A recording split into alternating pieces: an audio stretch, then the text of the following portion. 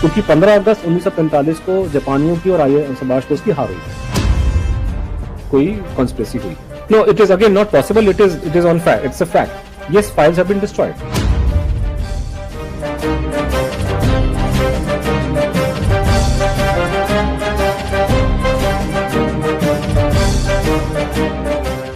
নমস্কার, বাংলা জাগোয় সকলকে স্বাগত। আপনাদের সাথে রয়েছে আমি অরিত্র।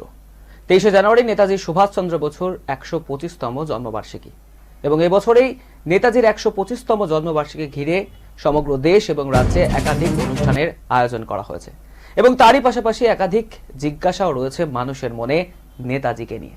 ঠিক কি হয়েছিল এই বীরের? গুমনামি বাবাই কি তাহলে নেতাজি? ইত্যাদি একাধিক প্রশ্ন কিন্তু ইতিমধ্যেই মানুষের কাছে আসতে শুরু করেছে, মানুষ জানতে চায়। আর আজকে আমরা সেই সমস্ত প্রশ্ন নিয়ে আলোচনা করব, সেই সমস্ত বিষয় নিয়ে আলোচনা করব। আমাদের সঙ্গে সরাসরি রয়েছেন বিশিষ্ট লেখক, সাংবাদিক এবং নেতাজি গবেষক অনুজ ধর। নমস্কার স্যার, আপনাকে বাংলা জাগোয় স্বাগত। Welcome to Bangla Jago. ধন্যবাদ, thank you very much, thank you for having me. এবং শুরুতেই আমরা যে প্রশ্ন করব, যে প্রশ্ন আমরা স্যারের কাছে রাখবো, যে জিজ্ঞাসা আমাদের সকলে নেতাজিকে নিয়ে। Sir, the first question is, a lot of files have been released by the central government as well as the West Bengal government, but Netaji's disappearance mystery is still not solved. Do you think there are more files with the government and in Russia which are not being released on purpose? No, there are more files. I mean, it is not my belief, it is I have the information. So is it like this कि that हम लोग बहुत साल से एक मुहिम चला रहे हैं और हमारी जो मुहिम चल रही है, जो हमारा जो एफर्ट्स हैं और जिसमें काफ़ी लोग इन्वॉल्व हैं, मतलब हमारा ग्रुप है जिसका नाम मिशन नेताजी है और हम लोग इसमें इन्वॉल्व हैं। मेरी किताब आई थी 2012 में, इंडियाज बिगेस्ट कवर अप। तो मुझसे पहले भी लोगों ने नेताजी पे किताबें लिखी थी उनकी मृत्यु पे, लेकिन मेरी किताब में बहुत फ़र्क था कि तो इन्फॉर्मेशन डेटा बहुत था मेरे पास में जो पहले नहीं था। मैंने उसमें एक चैप्टर लिखा था कि नेताजी जो डेथ मिस्ट्री है, जिस तरह से और इस देश में डेथ मिस्ट्रीज होती हैं, फॉर एग्जाम्पल अरुषि तलवार केस दिल्ली का हुआ था या जैसे लाल केस हुआ था यहाँ पे, या आपके भी वहाँ होते रहते हैं, जिस तरीके से वहाँ पे एफर्ट्स किया जाता है उनको रिजॉल्व करने का, हमें इस तरह का एफर्ट इनको रिजॉल्व करने का चाहिए। सिर्फ हम इनकी बातें ना करें, हम इसको रिजॉल्व करें। ये एक प्रॉब्लम है, ये कंट्रोवर्सी है, एक मिस्ट्री है, उसको रिजॉल्व करना चाहिए। उसके अंदर एक मैंने आउटलाइन बनाई थी कि वो हम क्या क्या स्टेप हम लोग ले सकते हैं जिससे ये प्रॉब्लम सॉल्व हो सकती है। तो उसके अंदर जो एक मैंने बहुत बड़ा मुद्दा जो मैंने हाईलाइट किया था, और वो हाईलाइट करने का कारण ये था कि हम लोग 2005 में सूचना का अधिकार इस देश में आ गया, राइट टू इन्फॉर्मेशन राइट। तो पहले हमारे देश में सूचना का अधिकार नहीं था, तो सूचना के अधिकार के बाद में आप जनता डायरेक्टली सवाल पूछ सकती है, गवर्नमेंट से इन्फॉर्मेशन सीख कर सकती है। और हम लोगों ने ही, मेरे दोस्तों ने, मैंने नेताजी को लेकर के पहली सूचना के अधिकार में RTI एप्लीकेशन डाली थी 2006 में, जिसको लेकर काफ़ी चीज़ें बाहर निकल के आई। तो हम लोगों ने फिर उसके बाद हम लोगों ने अमेरिका में और कंट्रीज में, इंग्लैंड में भी जो वहाँ के RTI हैं, फ्रीडम ऑफ इंफॉर्मेशन एक्ट, उसके थ्रू या अदरवाइज बहुत डेटा इकट्ठा किया। मेरी किताब में वो सब डाल करके मैंने लोगों को समझाया इस बात को कि एक स्टेप हम लोग को करना चाहिए कि हम जितनी भी सुभाष बोस से जुड़ी जितनी फाइल हैं उनको डीक्लासिफाई करना चाहिए। और पहले इसमें इंटेलिजेंस की फाइलों का नाम कि पहले उनको डीक्लासिफाई किया। तो ये मुद्दा हम लोगों ने ही स्टार्ट किया था, हम लोगों ने इसको प्रपोज किया, उसको निकाला। 12 में मैं कलकत्ता आया हुआ था और नेताजी के परिवार के लोगों से हमारी बातचीत हुई, तो हम लोगों ने जॉइंट स्ट्रेटेजी बनाई कि कैसे हम इस मुद्दे, फिर हम लोगों ने बहुत प्रेस कॉन्फ्रेंसेस वगैरह करी इस बात को लेकर के और इस पूरे इशू को हमने हाईलाइट किया। और वहीं पे हम लोगों ने उनको प्रपोजल दिया था, मैंने ही प्रपोजल दिया था कि इसको, ऑब्वियसली ये सारा इशू जो है सेंट्रल गवर्नमेंट के हाथ में, और उस हमें कम से कम, मैं पत्रकार रह चुका हूँ पहले, हमको आइडिया था कि मोदी जी का प्रधानमंत्री बनना निश्चित है। उस टाइम पे मैं बात कर रहा हूँ 12 की और 13 की, उस पहले की। तो हमने उनको बोला कि फैमिली को बोला कि इनसे अप्रोच किया जाए, और फैमिली ने पहले तो नहीं माने, लेकिन बाद में वो मान गए। और मोदी जी उस जमाने में गुजरात के मुख्यमंत्री थे, वो कलकत्ता में आए हुए थे, तो नेताजी के परिवार के बिहाफ पे उनके परिवार के जन उनसे मिले, उनको एक लेटर दिया गया, जो लेटर मैंने और मेरे दोस्त चंद्रचूड़ घोष ने लिखा था। उसमें हमने उनसे अपील की कि आप इस पे डिमांड पे बात उठाएं, इस पे बातचीत करें। और आगे जाके मोदी जी जब प्रधानमंत्री बनते हैं तो उन्होंने फाइलों का ये काम शुरू किया। अब जो फाइल बाहर निकली है सेंट्रल गवर्नमेंट की, ये वेस्ट बंगाल वाला मुद्दा थोड़ा सा अलग है, तो मैं अभी आपको सेंट्रल गवर्नमेंट की बात कर रहा हूँ कि सेंट्रल गवर्नमेंट से कोई 305 या 303 फाइलें पब्लिक हुई हैं। ये फाइलें विदेश मंत्रालय, गृह मंत्रालय और विदेश गृह और फॉरेन प्रधानमंत्री ऑफिस, ये 3, प्रधानमंत्री ऑफिस, विदेश मंत्रालय और गृह मंत्रालय, home ministry, prime minister's office और मिनिस्ट्री ऑफ एक्सटर्नल अफेयर्स, इसकी फाइलें। सर वन थिंग, इसमें इंटेलिजेंस की फाइल नहीं। ये जो अभी तक डिक्लासिफिकेशन हुआ है वो कंप्लीट नहीं। अभी इनको मेन फाइलें हैं इंटेलिजेंस के पास में। और जो आपने सवाल पूछा कि रशिया वाली फाइलें केजीबी की, देखिए ऐसा है, आप बात कर रहे हैं रशिया की इंटेलिजेंस वालों के बारे में बातचीत कर रहे हैं। जब मेरा अपना देश भारत देश, नेताजी भारत के थे, नेताजी की रूस के नेता नहीं थे, भारत के नेता थे। भारत के जो लीडर हैं उनकी फाइलें भारत का इंटेलिजेंस डिपार्टमेंट नहीं देने को तैयार नहीं हो रहा, तो रूसी हमें क्यों अपनी फाइल देंगे? तो पहले हमको अपनी फाइलें बाहर निकालनी पड़ेगी। अपनी फाइल बाहर निकालने के बाद में फिर हम लोग रूस की गवर्नमेंट से बातचीत करें उनकी फाइलों के। Sir, next one. Is it possible that some of the sensitive file has been destroyed? No, it is again not possible. It is on fact. It's a fact. Yes, files have been destroyed. जैसे आपको मैं example देता हूँ कि 1956 में एक file खोली गई थी नेताजी की मौत को लेकर के, और वो फाइल को 1972 में जब इस देश में एक कमीशन ऑफ इंक्वायरी बैठा हुआ था नेताजी की डेथ पे, कानून के हिसाब से आप चलेंगे तो वो फाइल सरकार को हवाले करनी चाहिए थी कमीशन के। और इसके बारे में कहा गया था सरकार के कि लोगों ने बाद में बोला है कि ये नेताजी वाले केस की मास्टर फाइल थी।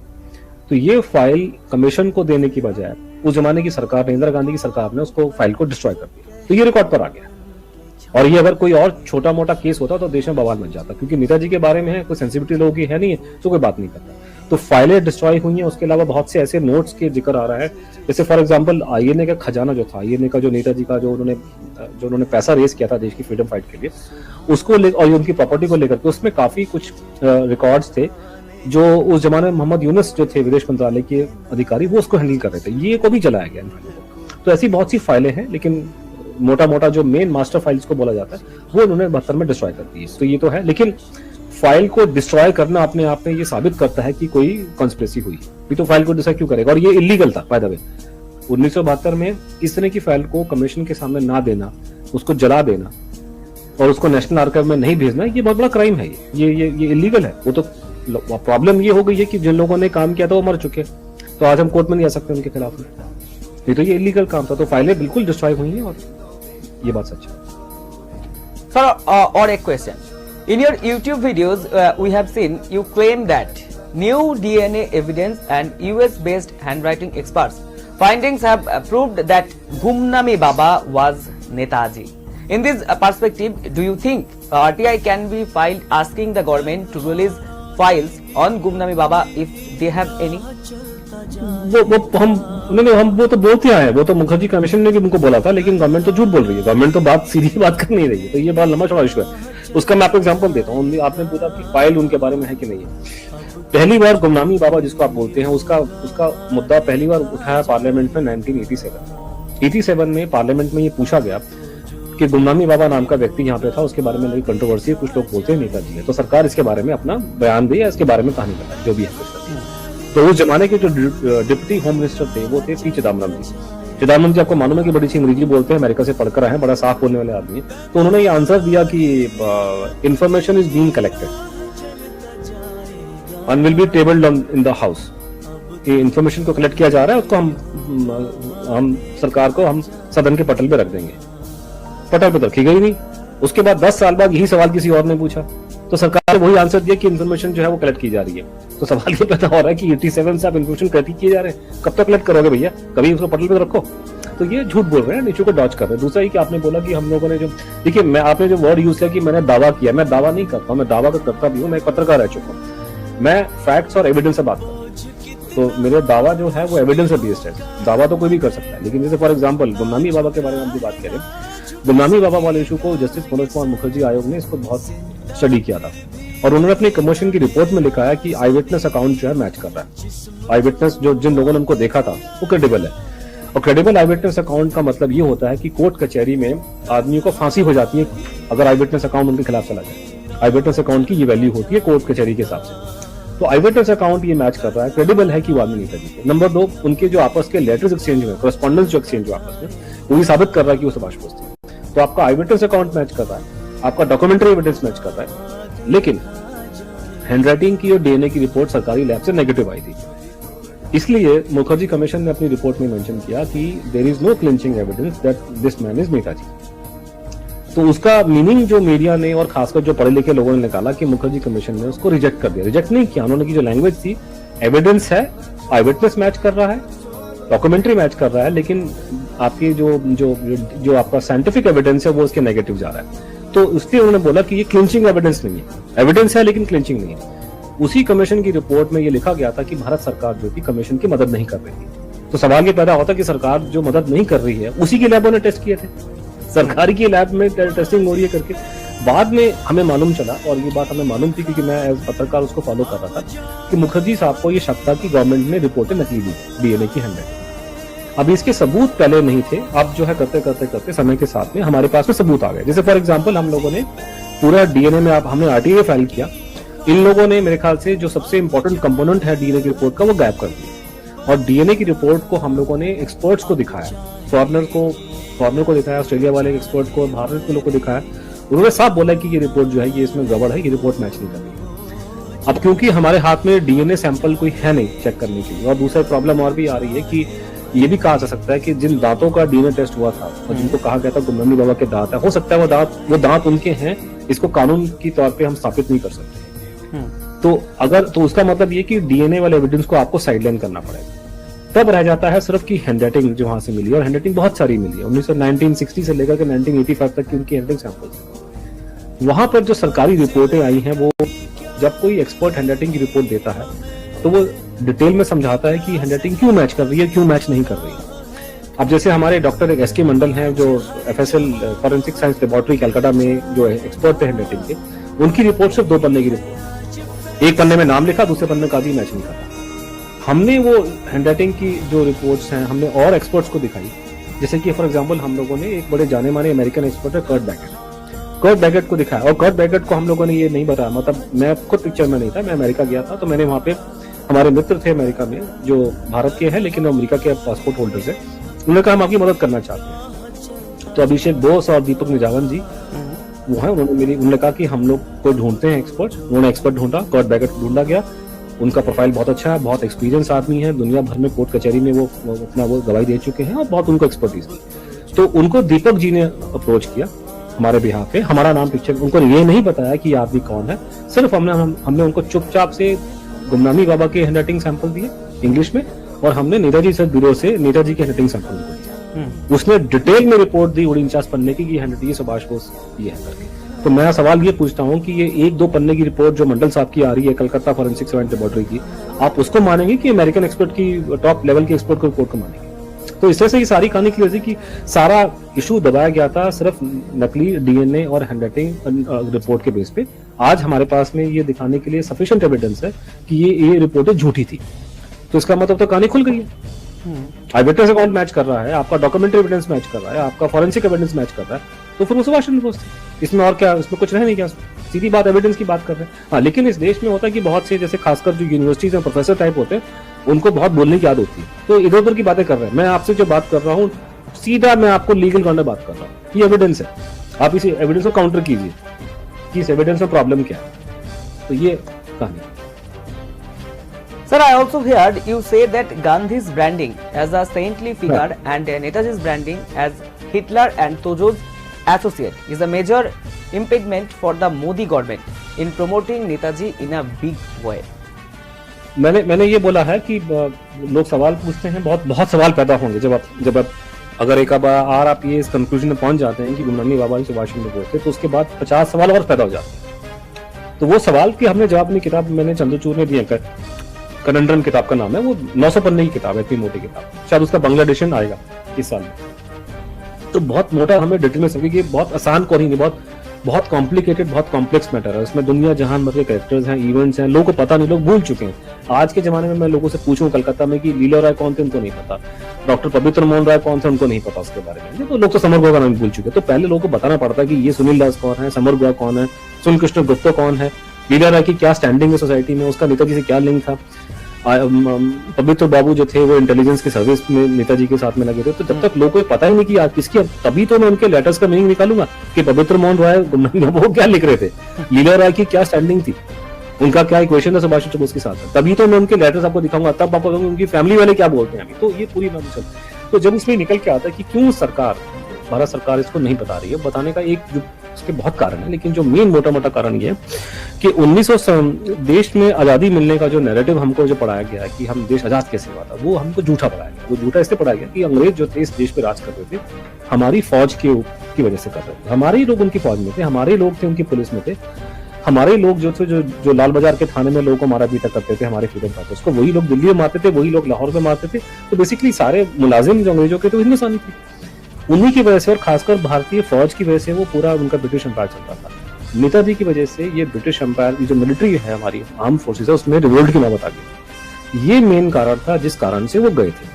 और इसको बताने वाले जो है, जो मेरे पीछे फोटो लगी है, क्लेमेंट एटली साहब जो है, ये इंग्लैंड के प्रधानमंत्री थे। इन्होंने ही फैसला लिया था 1946 में कि भारत को मैं आजाद कर दूंगा। एटली साहब जो थे 1956 में वो भारत की विजिट पे आए और निकाह से ऐसे इंग्लैंड के फॉर्मर प्राइम मिनिस्टर यहाँ नहीं आते, ये बहुत अनयूजुअल बात थी, लेकिन वो यहाँ पर आए। वो दिल्ली में आए, दिल्ली के बाद में वो लखनऊ में गए। लखनऊ में उन्होंने नेताजी की चुपचाप से उन्होंने बातचीत करी नेताजी के बारे में। लेकिन जो ज्यादा इंपॉर्टेंट है कि वो बाद में कलकत्ता आते हैं। कलकत्ता में उस जमाने में क्योंकि एक बहुत बड़ा डिग्नेटरी आ रहा है, वो भी इंग्लैंड का प्रधानमंत्री, मेरे ख्याल से उसके बाद में कभी कोई इंग्लैंड का फॉर्मर प्राइम मिनिस्टर या प्राइम मिनिस्टर वहां पे मेरे को लगता नहीं कोई आया हो कलकत्ता में उसके बाद में। इवन भारत में भी नहीं आया, मतलब फॉर्मर तो आते नहीं। तो क्लेमेंट एटली साहब जो आए थे तो उनको वहां पे जो एक्टिंग गवर्नर थे, नहीं तो एक्टिंग गवर्नर थे आपके कलकत्ता हाई कोर्ट के चीफ जस्टिस फनी भूषण चक्रवर्ती। और फनी भूषण चक्रवर्ती पहले हिंदुस्तानी थे जो कलकत्ता हाई कोर्ट के चीफ जस्टिस बने हैं। उनसे पहले 1952 तक कलकत्ता हाई कोर्ट का चीफ जस्टिस अंग्रेज हुआ करता था, आजादी के बाद भी। और कलकत्ता हाई कोर्ट भारत का सबसे पुराना कोर्ट है, तो उसकी आप मान सकते हैं कि उस कई मायनों में कलकत्ता हाई कोर्ट की वैल्यू सुप्रीम कोर्ट से ज्यादा है, क्योंकि सुप्रीम कोर्ट तो हमारा बना 1947 के बाद में जाकर के, जहां तक मुझे याद है। ये तो पहला पुराना अंग्रेजों के जमाने का सबसे पुराना इस देश में जो सिस्टम हम फॉलो करते हैं वो पहले स्टार्ट कलकत्ता से हुआ था कि अंग्रेजों ने पहले अपनी कॉलोनी वहीं सेटअप की। तो वो फनी भूषण चक्रवर्ती जो पॉलिटिशियन नहीं था, जो एक जज था, वो एक्टिंग गवर्नर था, उन्होंने क्लेमेंट एटली साहब से बातचीत करी और उनसे पूछा कि 1942 का जो क्विट इंडिया मूवमेंट, जो भारत छोड़ो आंदोलन जिसको ये बोलते हैं आजकल, वो तो फ्लॉप हो गया था। वो तो सभी को मालूम है कि फ्लॉप शो था, वो तो फ्लॉप हो गया। तो वो आप गए क्यों भारत छोड़ो, आप लड़ाई आप जीत गए। तो उन्होंने कारण बताया कि हमारे जाने का मेन कारण जो था कि सुभाष बोस की वजह से इस देश की फौज जो थी हमारे खिलाफ हो गई। तब उन्होंने उनसे पूछा कि अगर ये बात है तो गांधी जी का जो धरनाबाजी होती थी उसका कितना आप पे इम्पैक्ट हुआ आपके डिसीजन। उन्होंने बोला मिनिमल, ना मात्र का हुआ, कुछ फर्क नहीं पड़ा से। अब प्रॉब्लम ये हो गई कि जब अंग्रेज यहाँ से देश छोड़ के गए हैं तो उन्होंने पावर उन लोगों को ट्रांसफर करी है जो उनके साथ बैठ के क्लबों में चाय पानी पिया करते थे।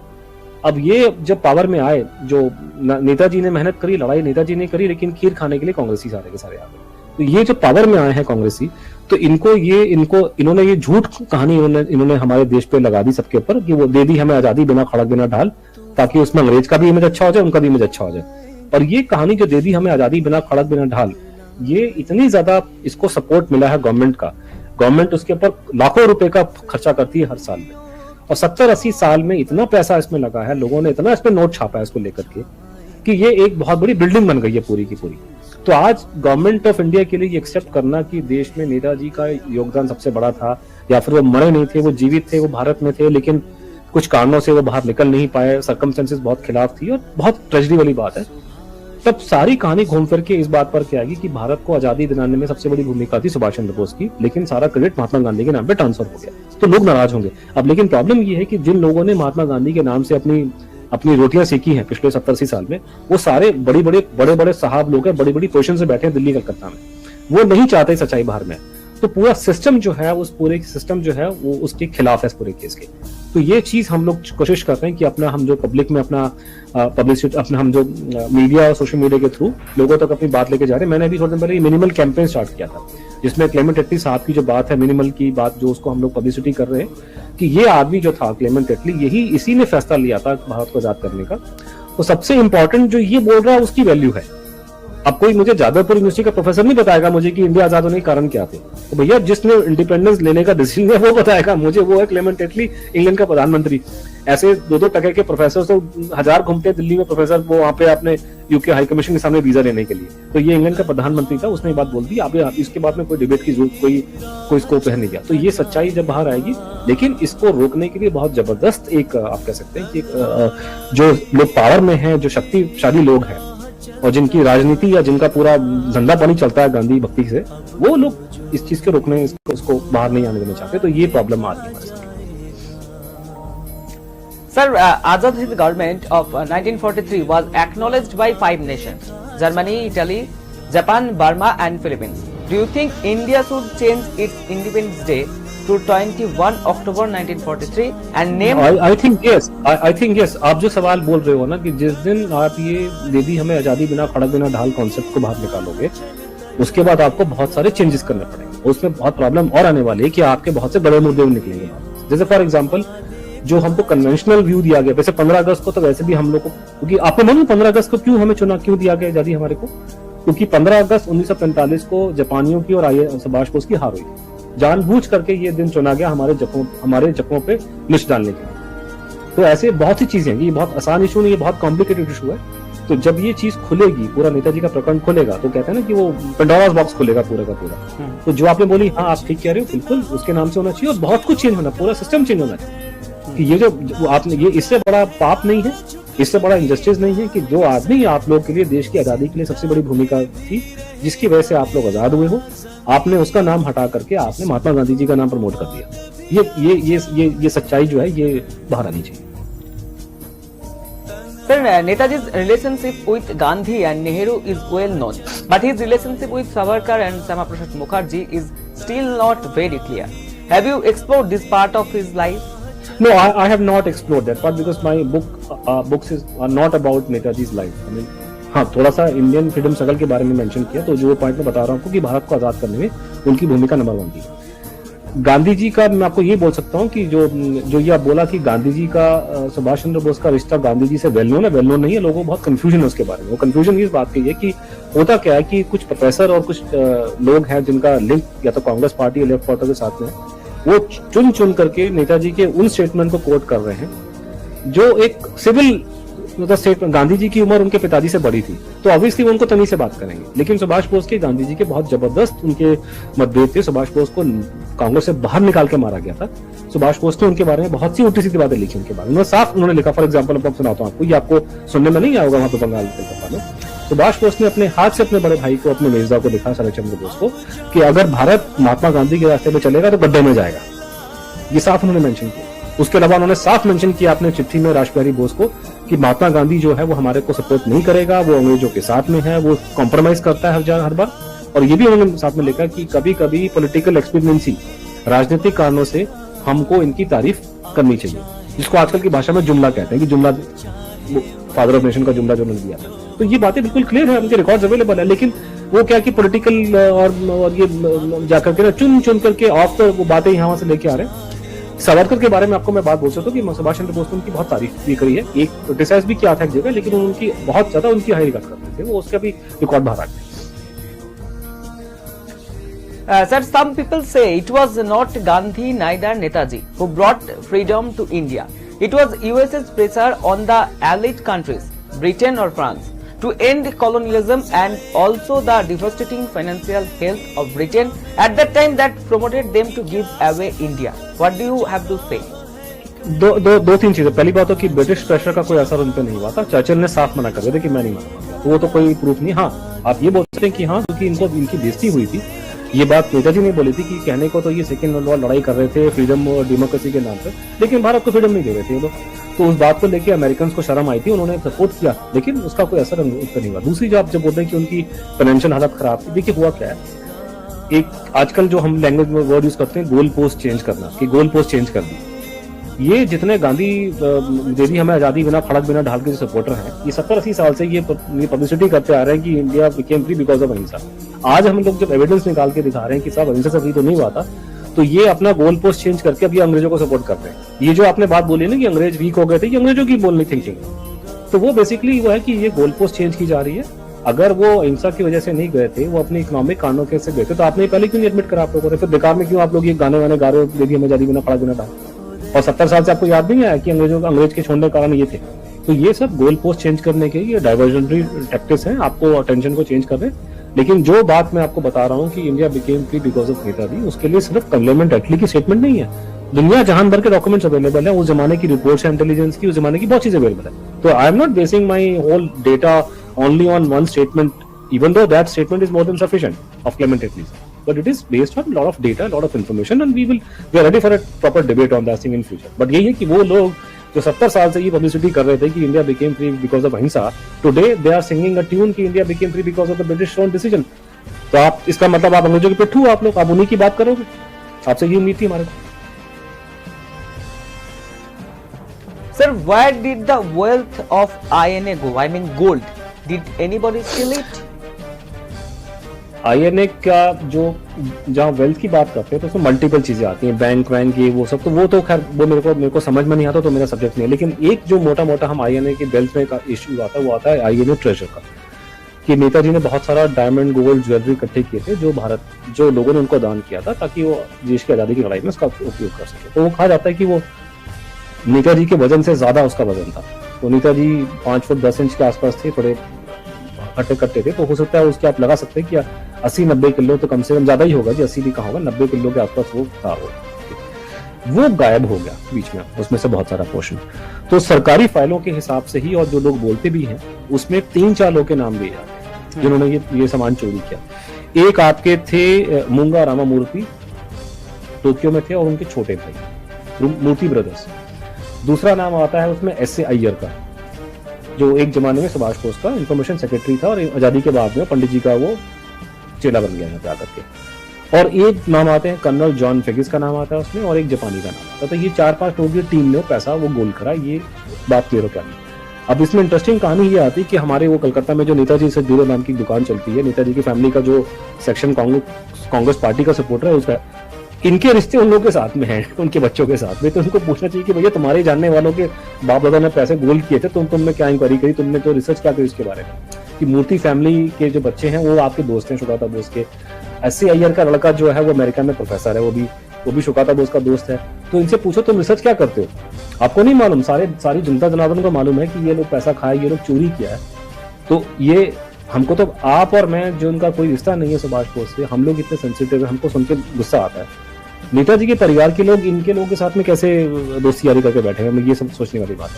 तो वो आप जो बोल रहे हो ये खजाना लूटने वाले ये 4-5 लोग थे, इनका नाम रिकॉर्ड पर आ गया। Why do you think the soldiers of INA was not inducted in the Indian Army after independence to make the British happy? It is basically not only to make the British happy। जब मालिक हुक्म देगा तो नौकर मारेगा ना उसको। अच्छे नौकर जो होता है उसका बेचारे का फर्ज होता है कि जब मालिक हुक्म देगा तो हुक्म को मानना चाहिए। पहली बात तो ये आपने ठीक बोली। दूसरा ये होता है कि इनको ये डर था कि वो आईएनए में का नाम इतना ज्यादा था 1946 वगैरह में, जब वो रेड फोर्ट ट्रायल स्टार्ट हुआ उसके बाद से, और हजारों लोग उनके सपोर्टर में डायरेक्टली आईएनए में लोग थे, हजारों के आसपास आईएनए में थे। उसके अलावा जो आजाद हिंद सरकार में भी हजारों लोग थे। इनको ये डर हो गया कि अगर ये लोग भारत में इकट्ठे हो जाते हैं और इनकी एक ताकत बन जाती है तो ये तो कांग्रेस पार्टी का बैंड बजा देंगे। तो गवर्नमेंट ने ये प्लानिंग बनाई थी कि इनको किसी भी हालत में इनको रीग्रुप नहीं होने देना है। तो इनको बांटने की स्ट्रेटेजी ये थी कि इसमें से जो बड़े बड़े नेता हैं, शाहनवाज खान हो गए और लोग हो गए, इनको या तो गवर्नमेंट में ले लो लालच दे करके वटेवर, और या इनको किसी फॉरेन कंट्री में इनको एम्बेसी में लगा दो। तो सारे जो इंपॉर्टेंट लीडर्स थे इनके ऐसे करते करते उन्होंने बाहर भेज दिए। और गवर्नमेंट का इंटेंशन यही था कि किसी भी हालत में ये लोग इकट्ठे ना हो पाए, और अगर ये इकट्ठे हो गए तो हम लोग को प्रॉब्लम हो सकती है। और वही कारण था कि उनको फौज में नहीं आने दिया, क्योंकि फौज में अगर जाते हैं तो प्रो नेताजी फीलिंग्स होंगी। और गवर्नमेंट को ये भी डर था कि सुभाष चंद्र बोस जीवित हैं, कल को वापस आते हैं, और अगर वापस आते हैं तो पूरे सिस्टम में अगर उनके लोग बैठे हैं फौज में हर जगह में, तो उनको फिर हम ये रोक नहीं पाएंगे। इनका मेन एजेंडा वो था कि उनको सुभाष बोस अगर फ्यूचर में आता उसको कैसे रोका जाए। और उसमें जो आपने बात बोली कि मेन जो गाइडेंस उनको जो मिल रही थी वो लंदन से मिल रही थी। Sir, last question. How we welcome Central's latest decision on building Netaji's statue beside India Gate? Is it not too late? No, it is very much on. If it is late, then you have to blame the Congress party and the previous governments for it. कि why did not Indrajit Gupta, who was from the Bengal, who was the country's home minister, why did not he do it? तो पहले नहीं हुआ, अब हुआ, अच्छी बात है। अभी बहुत इंपॉर्टेंट टाइम है, 125वां साल नेताजी का जन्म दिवस है, और देश का आजाद हुए कि 75th है, 75th हो गए। तो ये बहुत अच्छा, बहुत शुभ टाइम है। मैं अभी आपसे जो बात कर रहा हूँ, मैं अभी इंडिया गेट से ही आ रहा हूँ। मैं वहाँ पे बाइट देने गया था किसी को, तो मुझे स्पेशल एक्सेस उन्होंने दिलवाया टाइम्स नाउ के लोगों ने। तो मैं वहां पे ही था अभी उस स्थान पे जहाँ पे। मैं आपकी जानकारी के लिए बताना चाहता हूँ कि अगर आप में से जो लोग दिल्ली में नहीं आए हैं उनकी नोटिस में ये चीज ला रहा हूँ कि आप इंडिया गेट का मतलब क्या समझ लीजिए आप लोग। जैसे कलकत्ता में मैदान का इलाका है, रेड रोड है, उस तरह से दिल्ली जो भारत की राजधानी है, उसका सबसे इम्पोर्टेंट जगह है राजपथ। ये वो राजपथ है जहां 26 जनवरी की परेड होती है, जहां पे इंडिया गेट है। ये भारत का सबसे इम्पोर्टेंट जगह है, ये हमारे देश का प्रतीक है। यहीं पे नेशनल वॉर मेमोरियल है, और वॉर मेमोरियल और इंडिया गेट के बीच में एक बहुत बड़ा कनोपी है जहां पे इंग्लैंड के राजा की मूर्ति लगी हुई थी, और हमारी हिम्मत नहीं थी उस मूर्ति को हटा दे। वो मूर्ति वहां पे थी, इंडिपेंडेंस के बाद भी रही है। 1965 में कुछ लोगों ने वहां जाकर के उसके मूर्ति के कान और नाक तोड़ दिए और नेताजी की फोटो लगा दी उसके ऊपर। उसके बाद गवर्नमेंट ने शर्म खा करके उस मूर्ति को वहां से 1968 में हटा दिया, लेकिन उसके बाद में डिमांड थी कि महात्मा गांधी की मूर्ति यहाँ लगनी चाहिए, और वो फिर नहीं लगी है। लेकिन ये करते करते करते आज नेताजी की मूर्ति वहां लगना बहुत बड़ी बात है। मतलब नेताजी को इतना बड़ा इज्जत तो मेरे ख्याल से, तो इनको बिल्कुल आप मेन स्ट्रीम में लेके आ रहे हैं, बिल्कुल उनको आप वो स्थान दे रहे हैं जो उनको मिलना चाहिए था। तो ये तो बहुत खुशी की बात है, और आप लोग को खासकर कलकत्ता बंगाल में तो बहुत खुश होना चाहिए कि ये काम, इतना अच्छा काम दिल्ली सरकार करती है। Thank you, sir, for staying with us. Many thanks on behalf of Bangla Jago TV. এতক্ষণ আমাদের সঙ্গে ছিলেন বিশিষ্ট নেতাজি গবেষক, লেখক এবং সাংবাদিক অনুজ ধর। নেতাজি সুভাষচন্দ্র বসুকে নিয়ে যে সকল প্রশ্ন আমাদের মাথায় আসে, যে প্রশ্ন আমাদের মনে উকি দেয়, সেই সমস্ত প্রশ্ন নিয়ে এতক্ষণ বিস্তারিত আলোচনাও করা হলো। আপাতত এই পর্যন্ত, রয়েছে আরো অনেক খবর, নজর রাখুন Bangla জাগোয়।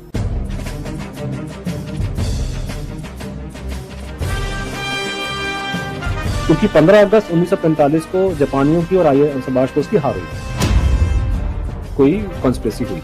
No, it is again not possible, it is on fact, it's a fact. Yes, files have been destroyed.